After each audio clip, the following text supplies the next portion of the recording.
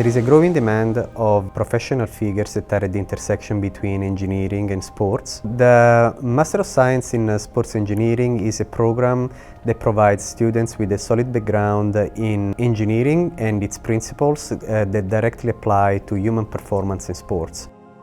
At the University of Miami, we have a tradition of developing cutting-edge technology, especially when it comes to wearable devices and the combination of artificial intelligence tools.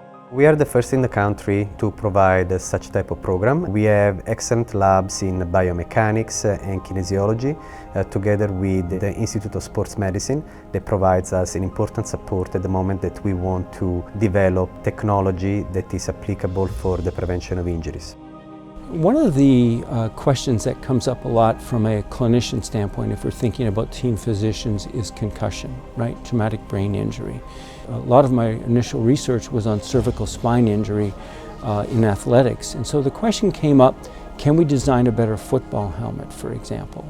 So I think that there's going to be plenty of opportunities, speaking of not only performance in athletes, but injury and injury prevention. And so I think what's really exciting about this program is what I would refer to as the bidirectional nature. In other words, as clinicians we face challenges, but I think hearing from our student athletes and other athletes what their performance challenges are, what their injury prevention challenges are, is only going to open this program up to so much more, whether it's heat management, head injury, cardiac assessment. So I think learning from our students is also going to be an unbelievable opportunity for all of us.